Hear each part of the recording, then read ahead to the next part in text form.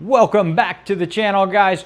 Today we're changing the oil on this GMC Sierra 1500 with the 3-liter Duramax diesel engine in it. And we're going to be changing the oil in accordance with the GM maintenance procedure and the Duramax diesel supplement included in the owner's manual.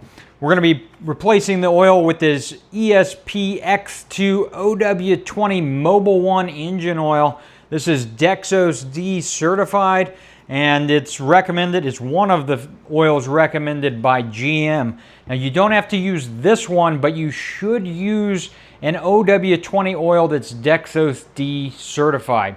You'll need 7 quarts of it, by the way. Even a small diesel uses plenty of oil.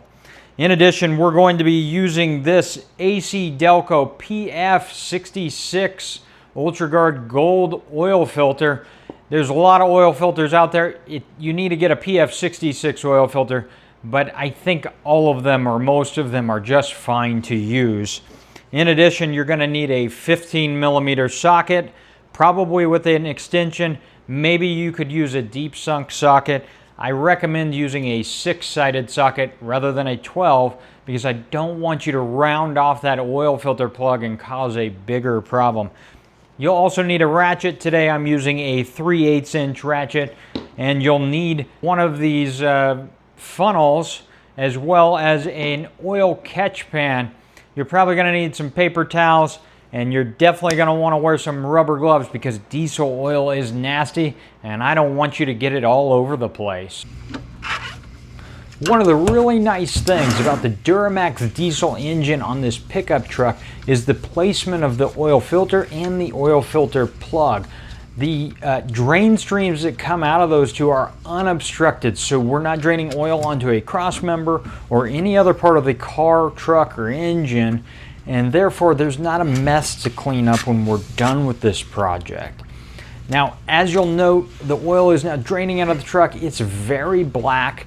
That is normal on a diesel pickup truck if you do not own one and have never changed the oil before. The combustion gases inside a diesel are just a little dirtier, and therefore the oil comes out a lot blacker than it does on a gasoline engine.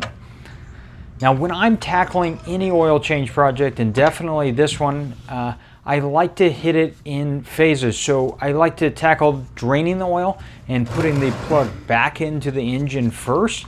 And I'll oil, this truck has a gasket on the inside of the oil drain plug. So I'll oil that up before I put it back in, and I'll tighten it all the way up to hand tight. That way I can't mess up and start pouring oil into the engine with a loose drain plug.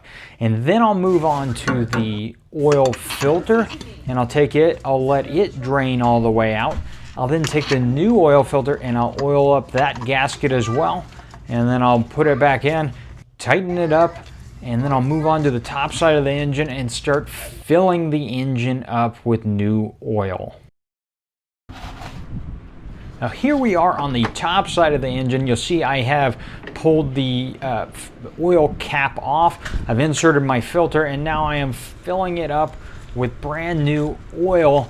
You'll see that oil has a green tint to it. I think that's just an additive that Mobil 1 puts in their diesel oil. I think other brands do it too. Once I've filled it up, again, 7 quarts in this engine, I'll fill it up. I won't quite put 7 quarts in, but very close to it.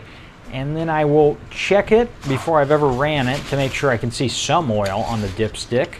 And then I'll get in, I'll start the truck up. I'll immediately get under the truck to look for leaks, and then I'll shut the engine back off. The new oil has now ran through the oil pump, and I'll check the dipstick again for oil level.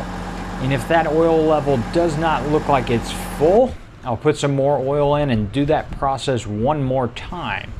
Now, this engine specifically, and I've had this experience myself, is a little bit thirsty. It uses some oil, certainly more oil than any other engine I've had that isn't very old.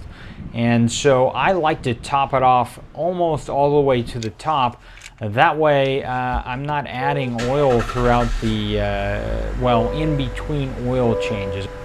Lastly, all I'm going to do is navigate over to the oil life section of the instrument panel, and I'm just going to hold down and it's very easy on modern cars to reset it, but I'm just going to hold down here and reset the oil life.